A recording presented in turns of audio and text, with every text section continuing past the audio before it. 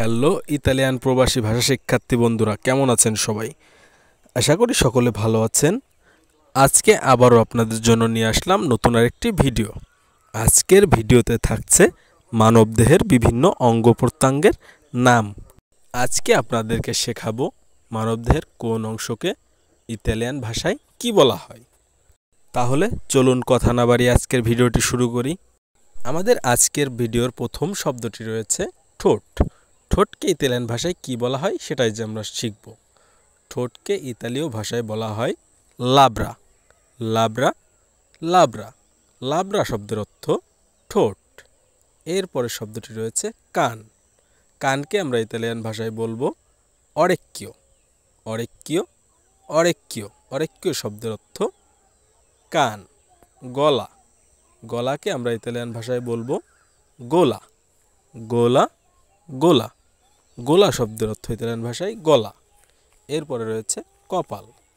কপালকে আমরা ইতালিয়ান ভাষায় বলবো লা ফ্রন্তে। লা ফ্রন্তে শব্দের অর্থ কপাল। লা ফ্রন্তে কপাল। এরপরে রয়েছে কাঁধ। কাঁধকে আমরা ইতালিয়ান ভাষায় বলবো লা স্পাল্লা। লা স্পাল্লা লা স্পাল্লা শব্দের অর্থ কাঁধ। এরপরে রয়েছে ঘাড়। ঘাড়কে আমরা ইতালিয়ান ভাষায় বলবো ইল কল্লো। ইল কল্লো ইল কল্লো ইল কল্লো শব্দের অর্থ ঘাড়। তাহলে আমি আবার রিভিশন করে একবার করে বলে দিচ্ছি। ঠোঁট লাব্রো, কান অরেক্কিও, গলা গোলা, কপাল লা ফ্রন্তে, কাঁধ লা স্পাল্লা, ঘাড় ইল কল্লো। তো বন্ধুরা, এর পরবর্তীতে রয়েছে বাহু। বাহুকে ইতালীয় ভাষায় বলা হয় ব্রাচ্চো। ব্রাচ্চো ব্রাচ্চো ব্রাচ্চো শব্দের অর্থ বাহু। থুতনি। থুতনিকে ইতালিয়ান ভাষায় বলা হয় ইল মেন্তে। ইল মেন্তে শব্দের অর্থ থুতনি। ইল মেন্তে ইল মেন্তে ইল মেন্তে শব্দের অর্থ থুতনি। হাত।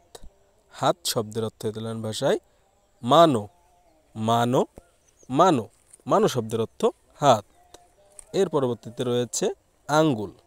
আঙ্গুলকে ইতালিয়ান ভাষায় বলা হয় দিতো। দিতো দিতো দিতো শব্দের অর্থ আঙ্গুল। এরপরে রয়েছে কনুই। কনুইকে আমরা ইতালীয় ভাষায় বলবো ইল গমিতো। ইল গমিতো শব্দের অর্থ কনুই। ইল গমিতো কনুই। এরপরে রয়েছে কবজি। কবজিকে আমরা ইতালীয় ভাষায় বলবো ইল পোলসো। ইল পোলসো ইল পোলসো শব্দের অর্থ কবজি। তাহলে আমি আর একবার রিভিশন করে বলছি। বাহু, ব্রাচ্চো, থুতনি, ইলমেন্তে, হাত মানো, আঙ্গুল দিতো, কনুই ইল গমিতো, কবজি ইল পোলসো। তো বন্ধুরা, এর পরবর্তী শব্দগুলো রয়েছে পা। পাকে ইতালীয় ভাষায় বলা হয় পিয়েদে। পিয়েদে পিয়েদে পিয়েদে শব্দের অর্থ পা। হাত। হাত শব্দের অর্থ মানো। মানো মানো মানো শব্দের অর্থ হাত। এরপর শব্দটি রয়েছে কিডনি। কিডনিকে ইতালীয় ভাষায় বলা হয় রেনে।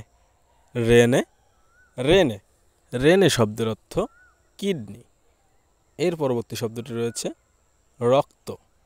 রক্তকে ইতালীয় ভাষায় বলা হয় ইল সানগুয়ে। ইল সানগুয়ে শব্দের অর্থ রক্ত। ইল সানগুয়ে শব্দের অর্থ রক্ত। এরপরে রয়েছে হাড়। হাড়কে ইতালীয় ভাষায় বলা হয় অচ্ছ। হাড় অচ্ছ। অচ্ছ শব্দের অর্থ ইতালীয় ভাষায় হাড়। এর পরবর্তী শব্দটি রয়েছে গোপ। গোপকে ইতালীয় ভাষায় বলা হয় ই বাফি। ই বাফি শব্দের অর্থ গোপ। ই বাফি শব্দের অর্থ গোপ। দাড়ি। দাড়িকে ইতালীয় ভাষায় বলা হয় লা বারবা। লা বারবা শব্দের অর্থ দাড়ি। স্কিন। স্কিনকে ইতালীয় ভাষায় বলা হয় লা পেল্লে। লা পেল্লে লা পেল্লে লা পেল্লে শব্দের অর্থ স্কিন। এর পরবর্তী শব্দটি রয়েছে পেট। পেটকে ইতালীয় ভাষায় বলা হয় ইস্তোমাকো। ইস্তোমাকো, ইস্তোমাকো, ইস্তোমাকো শব্দের অর্থ পেট। বুক, বুককে ইতালীয় ভাষায় বলা হয় ইল পেত্তো। ইল পেত্তো, ইল পেত্তো শব্দের অর্থ বুক। এরপরে রয়েছে কোমর। কোমরকে ইতালীয় ভাষায় বলা হয় লা ভিতা। লা ভিতা, লা ভিতা, লা ভিতা শব্দের অর্থ কোমর। তো বন্ধুরা, আজকের ভিডিওটি এখানেই শেষ করছি। সকলে ভালো থাকবেন, সুস্থ থাকবেন। সকলকে ধন্যবাদ।